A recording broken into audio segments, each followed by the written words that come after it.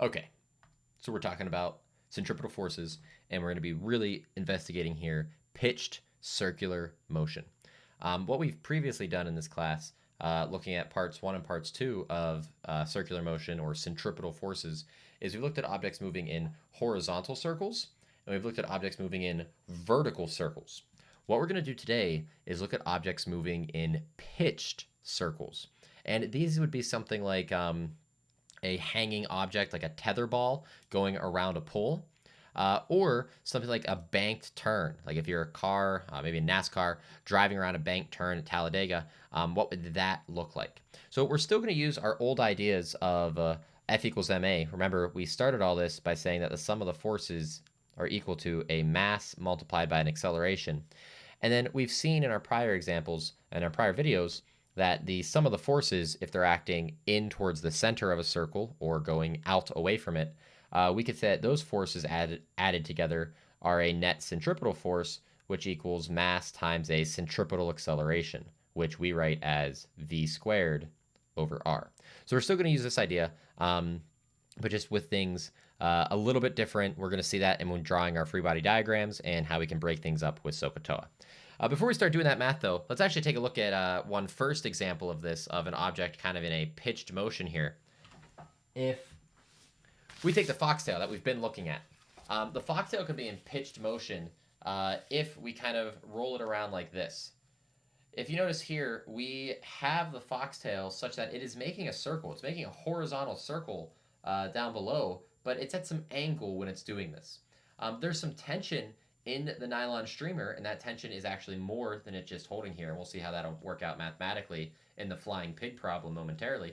But this is what we're talking about. We're talking about circular motion, but we're at an angle here. So let's start working that out and see what's going on. So let's work back into the math. Okay, so let's take care of this. If we kind of draw a picture here of what's going on, we can pretend there's a ceiling, and then down from that ceiling is some rope, and at the bottom of the rope is the ball. Okay, that's our foxtail right there. Now, classically, we want to draw the forces acting on this object. So there are two of them. There is the weight acting directly down or inward towards the center of the earth, however you like to think about that. Let's write that G a little better. And we know that this rope itself, or the nylon streamer, or whatever it is, we know that this is actually pulling back up with some tension. So we know this is pulling up with a tension right here.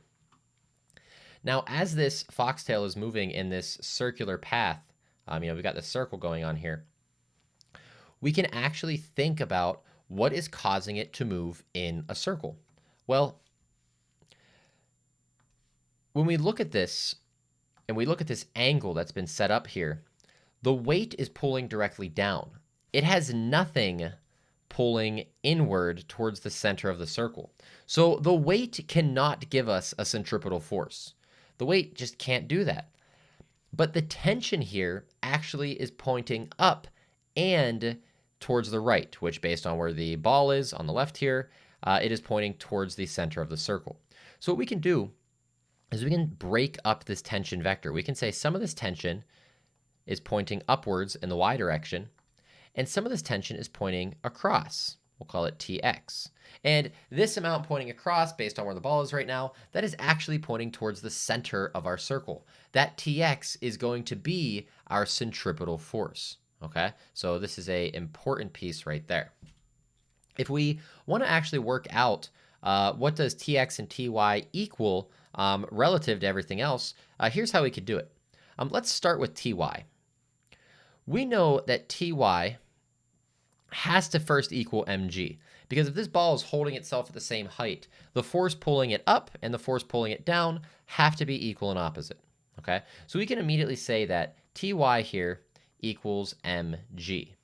And the other cool thing we can say is, using a little bit of geometry, if we kind of bring this vertical line down and place another vertical line over here, we can actually see that this angle on the inside of the pink, blue, and green triangle is the same angle away from the vertical, which is most often how these type of problems are given to us. And because of this, our tx is the opposite side, ty is the adjacent side, and t itself is a hypotenuse, which means that we can write ty as equaling the tension multiplied by the cosine of theta, which is a pretty cool thing right there. What this also allows us to do here is, so now we have that the vertical tension, which equals mg, because it's in equilibrium, is also equal to t cosine of theta, which is a nice thing for us. If we look at tx here, we know tx then has to be as the opposite side, and if we think about our ideas of SOHCAHTOA, we know tx has to equal t multiplied by the sine of theta, which is a nice feature there. Normally in problems like this, and as we'll see in the pig problem, sometimes we're able to use just this idea up here. We can use this to solve for t, and then once we have this value of t, we can plug it down here and solve for tx. And since in this case tx is the only force acting inwards to the center of the circle, we can also say that it's equal to mv squared over r. And this allows us to solve for things like the velocity of rotation, or what the radius of the circle is. So a pretty neat thing there. Something that we could also recognize, and we're going to actually use this in a second for our banked turn, is if we wanted to, we could actually rewrite this ty equation. We could rewrite the upper equation here such that we actually solve for t in terms of quantities that we may know. We could solve for t up here and say that the tension in general, we could say that the tension in general is equal to mg, and then we would divide by the cosine of theta. So we could divide by the cosine of theta here. And the reason why this is just so helpful for us is if we take this quantity, mg over cosine of theta, and we bring it down, just like I said before, sometimes we can solve for t and then bring it down here. What we can also state is that tx can be equal to mg multiplied by the sine of theta, and then all divided by the cosine of theta, which would equal mv squared over r. And the reason why this is so cool and so powerful is that sine over cosine, it actually has meaning in the world of mathematics. If we go back to SOHCAHTOA and we kind of draw ourselves a little triangle here and set some things up, this is some angle theta, then what we might be able to notice is that, if this is our opposite side, this is our hypotenuse, and this is our adjacent side, for a right triangle.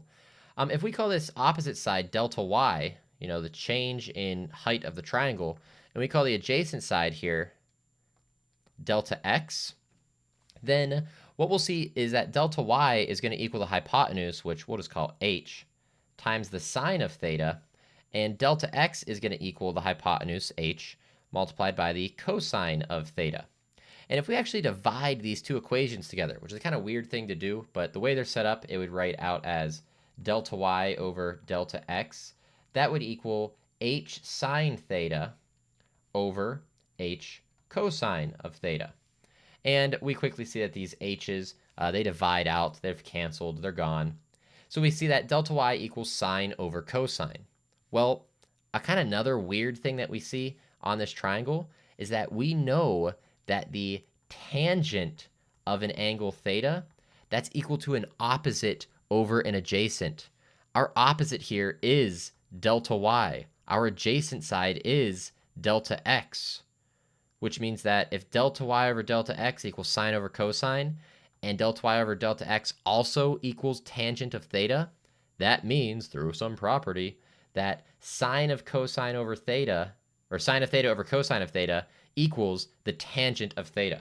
So we can actually rewrite this up here, that mg multiplied by the tangent of theta equals mv squared over r. So that's a really cool thing, how we could write tx, just depending on what you're given in a problem. But these equations right here, these are the ones that we're going to be using for these types of problems. And recognizing that this little substitution can be made is a pretty powerful thing that you can do, okay? We can also apply this exact same idea to a car traveling around a banked turn. So let's grab some space here and shink, draw a banked turn. We'll start off with a triangle, like an inclined plane. And then to make it a turn, we just whoop, whoop, and there we go. We got a banked turn. If we put our car on the banked turn, so here's our car, and this is sitting at some angle theta here. There are two forces acting on our car. There is a weight, like always, pulling down or inward towards the center of the earth, and weight equals mg. And there is a normal force acting perpendicular to the plane. Now, here's where we need to be really, really careful. And people make mistakes on this all the time. I know I have made mistakes on this all the time.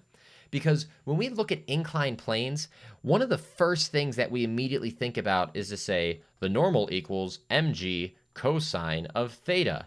And then to all of a sudden throw in here a mg sine of theta. That's like our initial gut instinct, because if we've been doing inclined plane problems a lot, that's just how we do those. But when we do those inclined plane problems of moving up or down the plane, we are thinking of our object of either moving up the plane or down the plane. Remember, we tipped our axis and we said like, oh, maybe up's positive and down's negative. In our case right here, what we're doing with a banked turn, we are not moving up or down the plane. We are holding our position in the plane as we go around the bend. So we do not want to break up the weight vector into mg cosine theta and mg sine theta. Doing so would be detrimental to our solving of the problem. So let's not do that. What we need to recognize is that there are just two forces here. There is the normal force and there is the weight. Because we are trying to move in a centripetal way, a circular way, we are looking for some amount of force to point inward towards the center of the circle.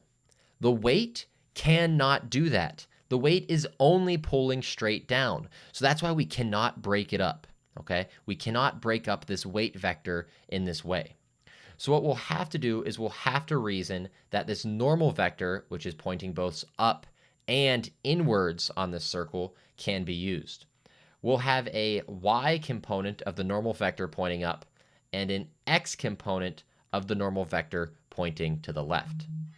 If we use these ideas in similar ways that we've done before, we can work into the same thing we did previously, but for this setup. So taking a look at this here, to find nx and ny, it's best to start with ny, just like we did before with the tension in the y direction. So if we have ny here, we know that it has to equal the weight. It has to equal mg, because our car is not floating up into the air and it's not sinking into the track. So we know this equals mg, and this angle down here in light green, this is the angle interiorly on our triangle. So we are able to state that this is the adjacent side, the opposite side, and the hypotenuse. And what this allows us to state is that this is equal to the normal force multiplied by the cosine of theta. Do you see where we're going with this? If we do this same idea with nx, what we see is that it's equal to the normal force multiplied by the sine of theta. Sometimes we are able to solve for the normal force and put it in, but if we're unable to solve, we can at least run a substitution. We can say that the normal force equals mg over the cosine of theta. Haven't we done this before? And down here, this means when we plug it in, we're going to get mg multiplied by the sine of theta divided by the cosine of theta, which, as we just pointed out, sine of theta over cosine of theta equals tangent. So nx for us can equal mg multiplied by the tangent of theta. So that is what we're looking at for these types of problems here. It's a almost identical setup as to what we did on the left here, looking at pitch circular motion for kind of a hanging object, except this time we're just going around a turn. So nothing new, nothing scary about that. It's just what we're looking at there, okay? Sometimes we will have to use that tangent of theta, but sometimes we do get lucky. Sometimes we know enough information in a problem that we can just numerically solve for the tension or for the normal force, and then just plug that number down below. So whatever you have in your problem, whatever is working out for you, you can approach it either way. I think for the pig problem and the example with the tether ball that we'll be looking at in videos shortly, we'll actually be solving for the tensions. And in our banked turn problem, we'll actually be lacking some information, and we'll have to look at the tangent function in order to solve that there. Note that for the banked turn as well, what we've talked about here, we have not included friction in that problem. This is a frictionless banked turn, okay? Frictionless. If friction is involved in a problem like this, we have to think about friction acting up or down the plane, and then you'll have to break up friction into its component vectors as well. But for right now, we're just going to take a look at a frictionless banked turn. We'll have another video later on to look at how friction influences a turn if you're going around it. But until then, we are finished here. Take a look at the example videos coming up next. And until next time, adios. Take it easy. See ya.